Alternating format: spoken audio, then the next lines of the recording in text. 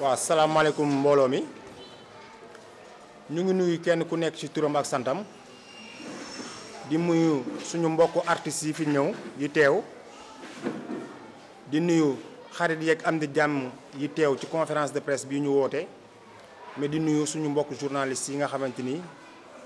ñoo ñëw pour ñu mën a séq waxtaan ñun ak ñoom balaa ñuy tàmbali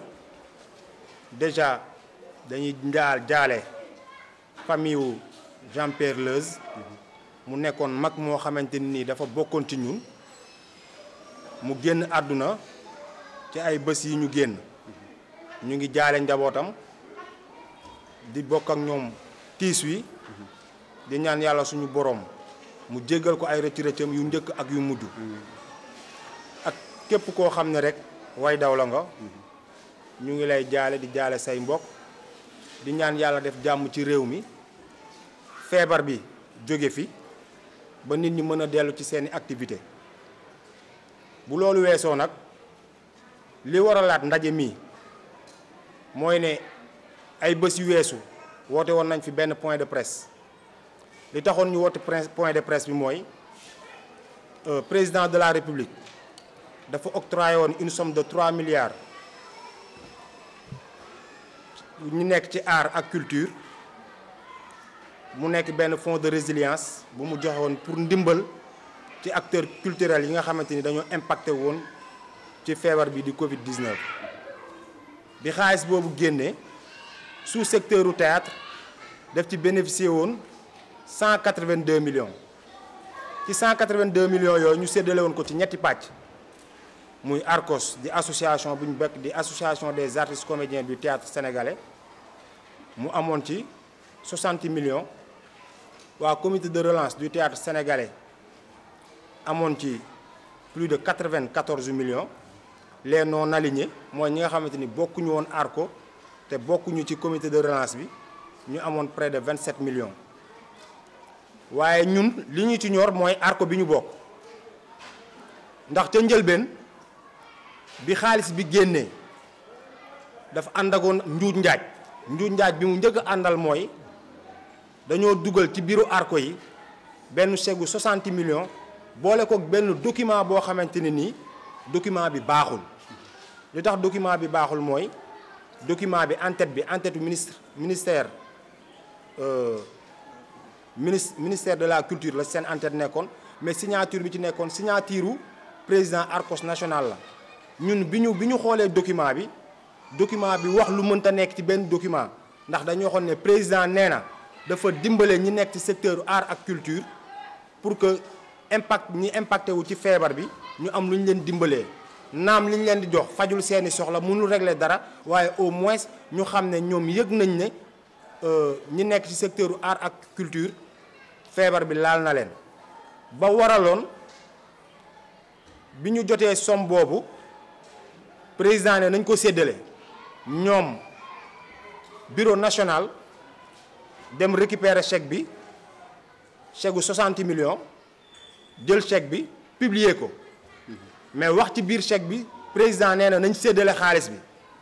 waxaat ci ne xaalis bi pour benn projet bu tudd dëkkandoo la vivre avec le virus boo xamante ni ñoom dañ ko xayma woon ci 45 millions jàppoon 15 millions yi ñi nga xamante ni nii ñooy artistes comédiens yi nga xamante ni nii inscrire ñu woon ci liste SODAV yi ñu mën leen cee jàppale ñun ak suñu dégg-dégg ak ni ñu déggee ni président waxee ñu ne xaalis bi du xaalisu projet xaalis bu ñuy séddale la ñu woote woon ci point de presse dénoncé loolu bi ñu defee loolu ba pare président ARCOS national génn na benn site internet interviewé ko mais dafa dëggal ñun liñ doon wax ndax moom bi mu ñëwee ci site bi dafa génn benn document boo xamante ni dafa wuute ak document bi ñu tasoon ci ARCO yi nekk Sénégal yëpp document boo xamante ni dafa am signature directeur des arts bi représenté woon ministère de la culture ak signature président ARCO bi représenté l'association nationale des artistes comédiens du théâtre sénégalais bi loolu jàllee ñoom ñu dem gisanteeg ministre bi xamal na leen ne xaalis bu ñuy séddale la mais du nekkul xaalisu projet ñoom ñu dajawaat fekk si ñu ci ñun li ñu doon jàmbat di wax ne xaalis bu ko kenn projet nañ ko séddale ñu woo président yi nga xamante ni ñoo nekk ci sur le plan national woo leen Thiès pour séddale xaalis bi séddale xaalis boobu nag moo waralaat ndaje mi tey ndax ñun bi ñu jotee xaalis bi dañ ne 60 millions yi Arcos national inscriroon na près de 2000 personnes mais ci biir 2000 personnes yooyu ñu séddale daf ci am ñoo xamante ni nii direction des arts dañ leen a génn ca njëlbeen mooy ñi ñuy wax magi démb ñi fi nekkoon démb doon def théâtre te tey ñu ci bëri nekkatuñu en activité ñooñu direction des arts da leen a génne ci Arcos ay troupe Soleil Levant ay ñoom Saneex ak ñooñu dañ leen a génne ci loolu ñoom ñi nga xam ne ñoo jiite sax Arcos bi muy président bi muy trésorier bi ñoom ñi ci ëpp SODAV la ñu inscrire kon ñoom xaalis bi ñu jot waroon ko séddale bokkuñu ci benn ñoom xaalis bi ñu jot di ko séddale bokkuñu ci woon waaye séddale bi dafa am kumba ndey ak kumba amul ndey ca Thiès mooy ne direction des arts dafa publier woon liste bénéficiaires yi Arcos bu Guédiawaye bii ñu nekk ñun dafa amoon 120 membres yoo xamante ni ñoom la inscrire woon te séddale ba bu ñu xoolee 30 000 fois 120 égale 3 600 moom la Arcos bu Guédiawaye waroon a jot ci xaalis bi ba ñu demee ba Thiès dañoo yëkkati 3 millions jox ko suñu président te 600 000 yi te loolu ñu def Guédiawaye moom la ñu def bépp président bu fa ñëwoon maanaam xaalis bi nombre bi ñu waroon joxe kenn ku ci nekk am na loo xam ne dagg nañ ko téye ko ñoom sans raison sans explication ñun bi ñu demee vers ci loolu parce que ñoom moment bi ñuy séddale xaalis ñun on était en réunion bi ñu président woowee nañu kat ñun kat 3 millions lañ wax ni lan ñuy jox ñu ni ko 600 000 nag fan la dugg mu ni noo expliqué wuñu ñu dara ñu ni ko kon bul indi xaalis bi mais boobu fekk na moom signé na document bi ba pare signé document décharge bi ba pare mais ñoom dañoo téye décharge bi joxuñu ko woon joxoon ko somme bi mu waxee ñun ñu ni ko soxlawuñu xaalis ba parce que séddale bu ñëwee Guédiawaye dina am jafe-jafe parce que 120 personnes nga bind te 100 personnes lañ la jox te ñëpp dégg nañ président Pape Faye ne artiste bu nekk dina am 30 000 ñu publier liste yi mu nekk 120 personnes jafe-jafe du boobu ñu doon wax bi mu ñëwee dal na suñu kaw ndax bi ñuy séddale mënuñu woon jox ñëpp dañoo defoon benn liste par rapport ak ni Arco bi di doxee ni nit ñi adhéré ci Arco bi ni ñuy ñëwee ci activités yi noonu la ñu tëralee woon séddale bi ñu séddale bi ñu jotee xaalis bi ñun ci suba gi séddale nañ jox nañ 100 personnes léegi mais 20 personnes yooyu des dañoo bokk ci ñun te ay ayant droit lañ ci xaalis bi te seeni tur ñu ngi ci liste yi am na ñoo xam ne biñ ñëwee joxuñu la dañ ñoo photo seen tur fi mu nekk ci liste bi envoyé waat ñu ko ne ni ñun suñu tur mu ngi ci liste bi te direction des arts xamal na ni képp ku sa tur nekk ci liste bi da ngaa war a jot ci xaalis bi kon léegi ñun suñu xaalis anamu góor su ne nag góor nga ñun dañoo yor bureau ànd góor ànd nawle ànd kook artistes yi kon li ñuy xeex dañ koy xeex pour que ñëpp jot seen àq ak seen yàlleef waa bureau national séddale bi ñu xaymaa ci li ñu jotee joxe ci 60 millions yi li ñu joxe matul 30 millions ñoom comme explication bi ñu joxe mooy xaalis bi banque bi dafa am lu mu ci téye mais kenn dagg banque bi da cee dagg mais ci 60 millions xaalis boo xamante ni trésor public la jóge dem ci seen compte banque bi ñaata la ci dagg d'accord nañ banque bi dagg na ci mais ñaata ñoom président yi fa jóge woon jóge ci région yi ñëw xaalis bi nga xamante ne nii artistes yi ñoo ko moomoon jox nañ leen ci ay paas ñaata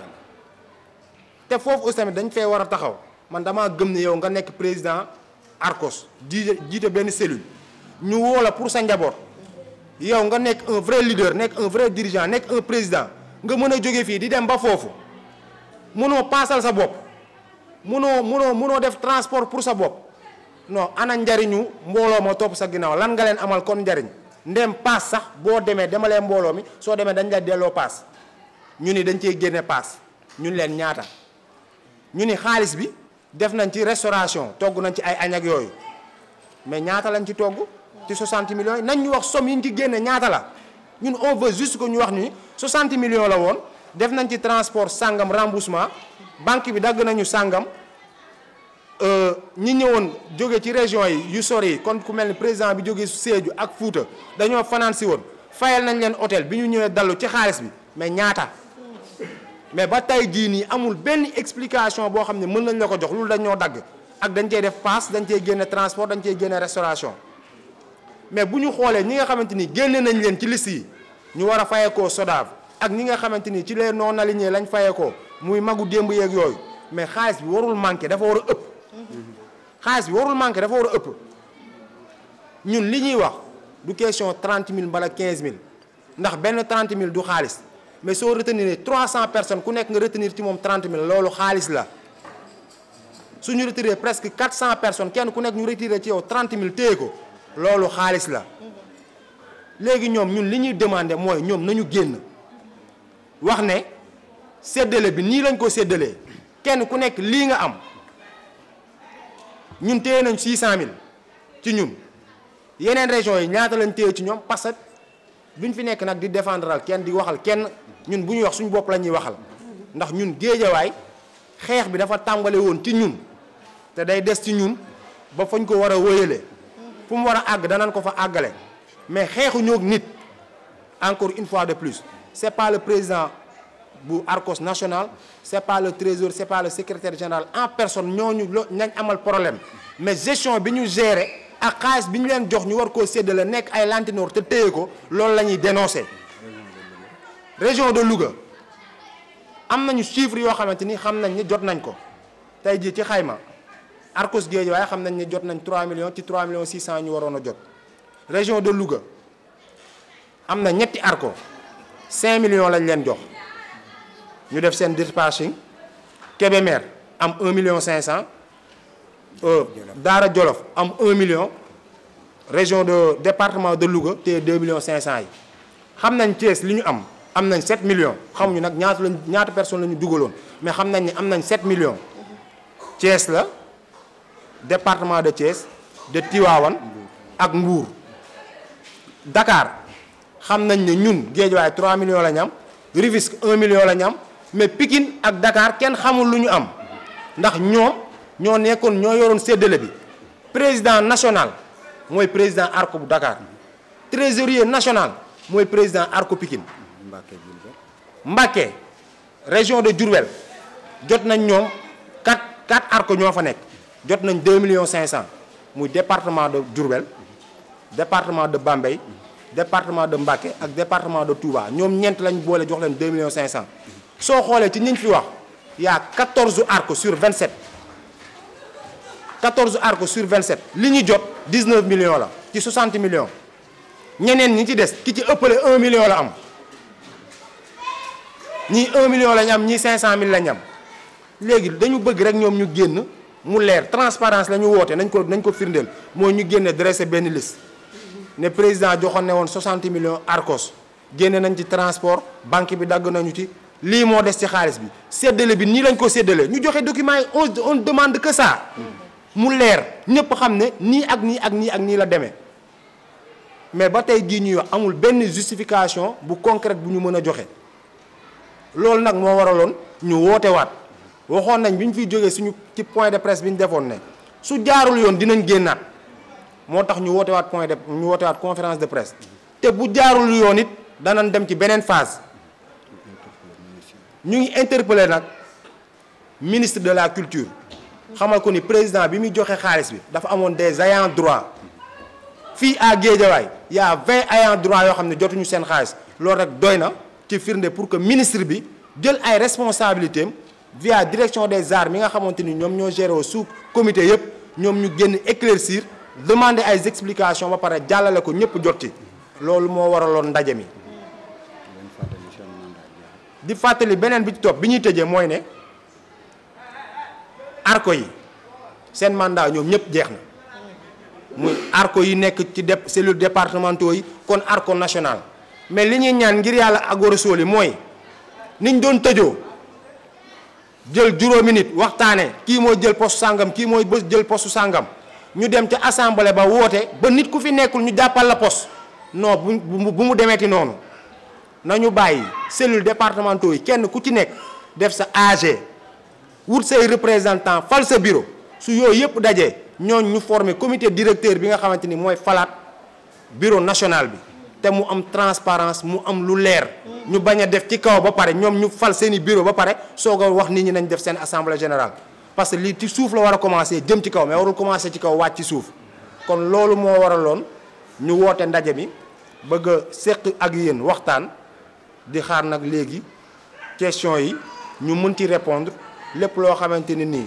lu leerul la ci seen bopp boo leen ñu ko demandé waatee ñu leeral ko ba mu gën a leer kon yéen journalistes yi ñu ngi leen di sant di leen gërëm ci seen teewaay ndax lii ñuy def boo leen teewul woon mën na am bu ñu waxee ba pare fii lay yem mais yéen di ngeen tax nit ñi mën koo jàllale mu àgg feneen ak feneen ba ñëpp jotti ñu xam ne xaalis bi président joxe woon dimbalee ko artistes yi fa mu war a àgg yëpp àggu fa fa mu war a yëpp àggu fa ndax Pikine ak Dakar ñoom ñu ngi leen di ñoom génn nañ seeni artistes génn nañ ne ñoom ñëpp jot nañ